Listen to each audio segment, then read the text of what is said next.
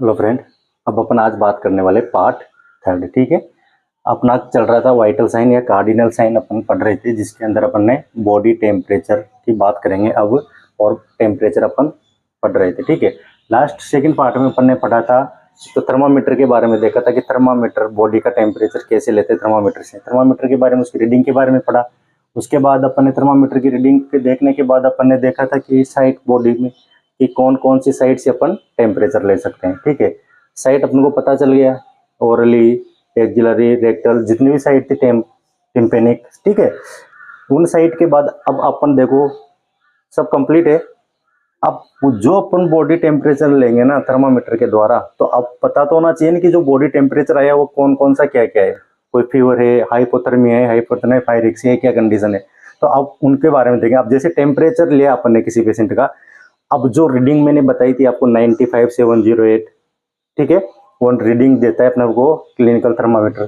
तो अब इस रीडिंग के बारे में देखें कि किस किस रीडिंग के अंदर कौन कौन सी कंडीशन के लिए कौन कौन सा फीवर आ सकता है। ठीक है, अगर बिलो 95 फ़ारेनहाइट की अगर मैं बात करूं तो उस कंडीशन को बोलेंगे अपन हाइपोथर्मिया। इंपॉर्टेंट क्वेश्चन आया हुआ एग्जाम में, हर एक लाइन का क्वेश्चन है। मेरे जितने भी टॉपिक है मैं बता रहा हूँ, वो आरआरबी, एनएचएम, राजस्थान की कोई सी भी वैकेंसी या स्टेट गवर्नमेंट का कोई सी भी वैकेंसी, सबसे इंपॉर्टेंट है, हर एक लाइन में क्वेश्चन है। बस वीडियो के साथ कंटिन्यू वहां पर देखना, पूरे पार्ट है। टेम्परेचर अब स्टार्टिंग से पूरे वाइटल साइन का देखोगे तब पूरा सब कुछ समझ में आएगा, एक एक पार्ट नहीं समझ में आएगा इसमें। ठीक है, एक दूसरे से पूरा लिंक होता है। ठीक है, जैसे अपने साइड देख लिया, थर्मामीटर देख लिया, अब अपन देख रहे हैं इसकी कि कौन कौन सा है। तो पहला है 95 डिग्री फ़ारेनहाइट से अगर बिलो होता है तो उस कंडीशन को बोलेंगे अपन हाइपोथर्मिया, याद रखना है। ठीक है, नेक्स्ट अगर मान लो किसी पेशेंट का अपन ने ले लिया टेम्परेचर, अब उसका जो रीडिंग 95 डिग्री फ़ारेनहाइट से अगर 98 डिग्री फ़ारेनहाइट के बीच में आता है तो वह होता है सब नॉर्मल टेम्परेचर। ठीक है, ठीक है, वो होता है नॉर्मल टेम्परेचर एक तरह से। ठीक है ना, अपन ने देखा था 98.6 डिग्री से और 95 के बीच का सब नॉर्मल, एकदम नॉर्मल टेम्परेचर है। ठीक है, इस कंडीशन को अपन फीवर नहीं बोल सकते हैं। ओके, नेक्स्ट अगर बात करें, अगर अपन का टेम्परेचर अगर 99 डिग्री फ़ारेनहाइट टू अगर 100 डिग्री फ़ारेनहाइट के बीच में अगर आपको रीडिंग आती है उस थर्मामीटर के अंदर, तो आप उसको क्या बोलोगे? Mild pyrexia. एग्जाम में क्वेश्चन ऐसे ही बनते हैं कि किसी पेशेंट का टेम्परेचर 95 डिग्री फ़ारेनहाइट से कम है तो उस कंडीशन को क्या बोलेंगे? आपको इनमें से 4 ऑप्शन मिलेंगे, तो वो कंडीशन क्या होगी? हाइपोथर्मिया, ये क्वेश्चन है। ठीक है, वैसे ही कुछ भी दे देगा कि 103 डिग्री फ़ारेनहाइट टू 105 फ़ारेनहाइट के बीच वाला ये रेंज दे देगा कोई सा भी, और आपसे 4 ऑप्शन बोल देगा मॉडरेट पायरेक्सिया है या पायरेक्सिया या सब नॉर्मल टेम्परेचर या हाइपरथर्मिया है। पता होना चाहिए कि ये क्या है, ये हाई पायरेक्सिया है। ये चीजें, ये से क्वेश्चन बनते हैं। ठीक है, ये नोट करना है। अब देखो 100 degree Fahrenheit to 103 degree Fahrenheit वाली कंडीशन को क्या बोलेंगे? Moderate pyrexia. ठीक है, और 103 फ़ारेनहाइट टू 105 फ़ारेनहाइट वाली कंडीशन को क्या बोल रहे थे? High pyrexia. ठीक है, ये याद रखना, ये याद रखने वाली बात है, इसमें समझाने वाला तो कोई स्पेशल नहीं है। टेम्परेचर किसकी कितना बीच है और कितना क्या है वो याद रखना है। ठीक है, रट लेना इसको, रखने वाली चीजें। अगर एबोव 105 डिग्री फ़ारेनहाइट से अगर टेम्परेचर आता है उस कंडीशन में क्या होगा? हाइपरथर्मिया। वो कंडीशन क्या होगी?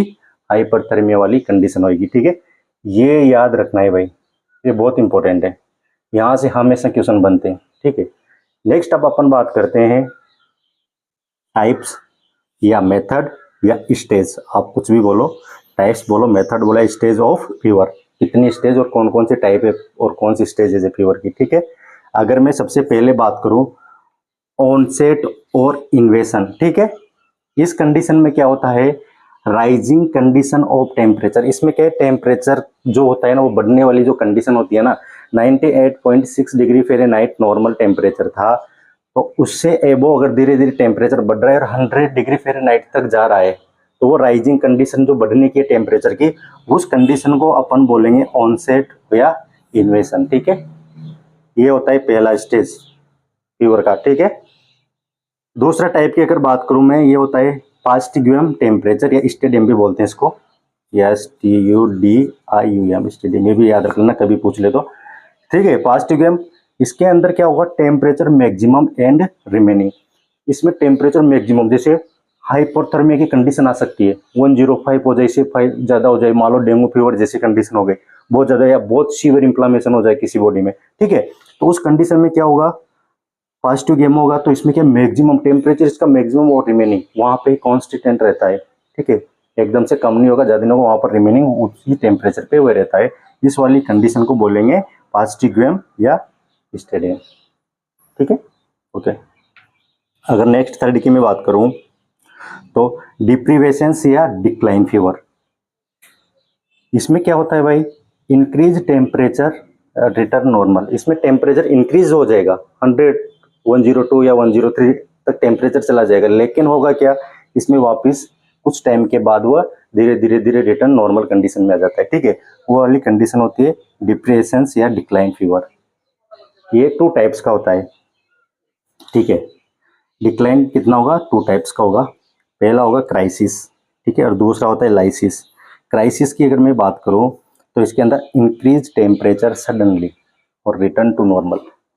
इसमें टेम्परेचर सडनली इंक्रीज हो जाएगा और वापस रिटर्न आ जाएगा नॉर्मल। सडन इंक्रीज होगा और सडन कम हो जाएगा, ये वाली कंडीशन होती है क्राइसिस वाली, ठीक है। इसमें 2 टाइप का होता है, एक तो होता है ट्रू क्राइसिस और एक होता है फॉल्स क्राइसिस, ठीक है। ट्रू क्राइसिस में क्या होगा, ट्रू क्राइसिस में मतलब पेशेंट कंडीशन इंप्रूव, इसके अंदर पेशेंट कंडीशन ऑटोमेटिक इंप्रूव हो जाती है कुछ टाइम के बाद, सडन उबा गया और धीरे धीरे नॉर्मल हो जाएगा।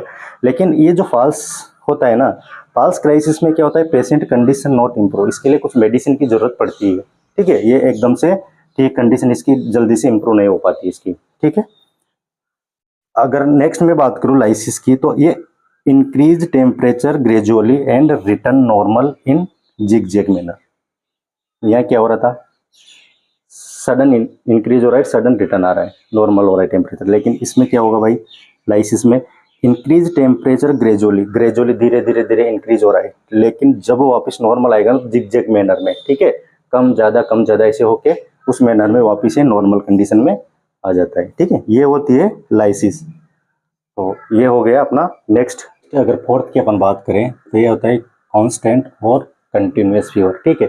इसके अंदर क्या करता है, temperature varies less than 2 degree between morning and evening but not return.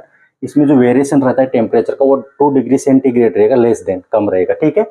इसमें मॉर्निंग एंड इवनिंग है, बट नॉर्मल कंडीशन में नहीं आएगा, but not return normal condition, ठीक है।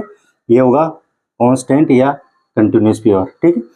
नेक्स्ट सेकंड अपने पास फिफ्थ है रिमिटेंट फीवर, ठीक है। इसमें क्या होता है, temperature varies more than 2 degree centigrade. इसमें लेस देन हो रहा था 2 डिग्री सेंटीग्रेड, किसमें, कांस्टेंट में या कंटिन्यूअस में, और रिमिटेंट फीवर में होगा 2 degree more than between morning and evening में, बट नॉट रिटर्न नॉर्मल। दोनों की कंडीशन सेम रहेगी, लेकिन इसके अंदर क्या है, लेस देन रहेगा, कम रहेगा, ठीक है, और इसमें मोर देन रहेगा 2 डिग्री सेंटीग्रेड का, ठीक है, कंपेरिजन। ये दोनों याद रखना है, कंफ्यूज नहीं होना है, ऐसे क्वेश्चन बनते हैं। किसी भी पेशेंट का आपको ना हिस्ट्री दे देगा कि ऐसे ऐसे ऐसे पेशेंट है और इनका इतना वेरिएशन है मॉर्निंग इवनिंग में, इसमें लेस देन 2 डिग्री है, तो कौन सा होगा, कांस्टेंट होगा, रिमिटेंट होगा, इंटरमीडिएट होगा, कौन सा होगा, ठीक है, उस टाइप से क्वेश्चन बनेंगे, ठीक है। नेक्स्ट थर्ड की अगर बात करें अपन, तो इंटरमीडिएट या क्वांटिडियम फीवर। इसमें क्या होता है दोस्तों, temperature rise more for normal, sub normal and high and return to normal and regular interval, ठीक है। इसमें क्या होता है, टेम्परेचर राइज रहेगा, नॉर्मल तरीके से बढ़ता है, टेम्परेचर बढ़ेगा नॉर्मल तरीके से, सब नॉर्मल तरीके से, और हाई टेम्परेचर तक चला जाता है, ठीक है। बट क्या होता है, return to normal and regular interval, एक रेगुलर इंटरवल, एक टाइम के बाद वो क्या है, धीरे धीरे धीरे वापस नॉर्मल हो जाता है। इसके अंदर इंटरमीडिएट या क्वांटिडियम फीवर इसके अंदर, ठीक है। नेक्स्ट अगर सेवंथ की अपन बात करें तो ये होता है इनवर्स फीवर। इनवर्स फीवर में क्या होगा, high in morning and low in evening. अपन बोलते नहीं कि यार इसको मॉर्निंग में तो बहुत तेज बुखार आती है, इवनिंग में कम आती है, ठीक है, तो उस टाइप से होता है ये होता है इनवर्स फीवर, कि हाई मॉर्निंग में रहेगा टेम्परेचर और लो रहेगा इवनिंग में, ठीक है, ये कंडीशन। बाकी टाइम में नॉर्मल रहेगा बॉडी टेम्परेचर, पर मॉर्निंग और इवनिंग में टेम्परेचर बढ़ जाएगा, ठीक है।